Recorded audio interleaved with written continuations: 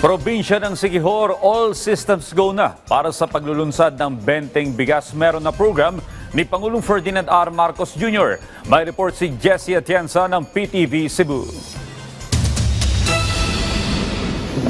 Tulong-tulong sa pagripak ang mga tauhan ng provincial government ng Siquijor para sa opisyal na paglulunsad ng 20 pesos kada kilong bigas na programa ni Pangulong Ferdinand R. Marcos Jr. At dito naman sa gawing ito ay nagsasagawa naman ng bag-to-bag classification ang kawani ng NFA Region 7 at tinitignan yung appearance ng bigas.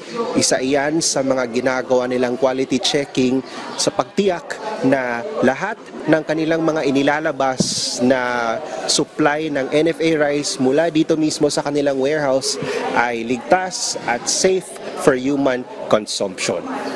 Ayon sa NFA 7, 2 linggo na nilang pinaghahandaan ang pag-roll out ng programa sa lalawigan.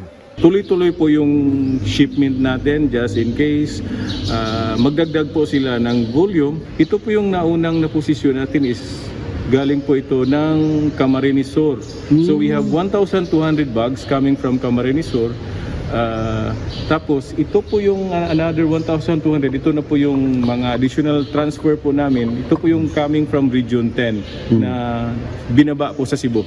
Katatapos lang ng renovation ng warehouse ng National Food Authority sa bayan ng Larena, may high volume low speed fan.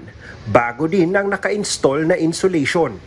Yes, ito po yung sinasabi namin na modernization ng aming mga storage facilities. So ito pong warehouse natin, pinapaayos po natin para ma-maintain yung condition or ma-upgrade yung condition ng stocks natin. Nagsagawa na rin ng coordination meeting ang Department of Agriculture, NIR, NFA 7, FTI at ang mga ahensya ng lokal na pamahalaan.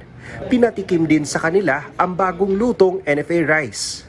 So yes, I have tasted the NFA rice, which is very, very palatable and okay.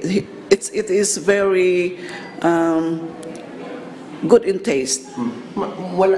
Nung inamoy niya, ma'am, may naamoy ba kayong iba? Walang amoy, as in the commercial rice, as in. Same lang na? Yes, same as the commercial rice. Inaasahan ang pagdalo ni na Agriculture Secretary Francisco Chu Laurel Jr. at NFA Administrator Larry Lacson para sa official launching at selling ng 20 pesos kada kilong bigas na sa wakas nakarating na rin sa Isla de Fuego. Mula sa lalawigan ng Siquijor, Jessie Atienza para sa Pambansang TV sa Bagong Pilipinas.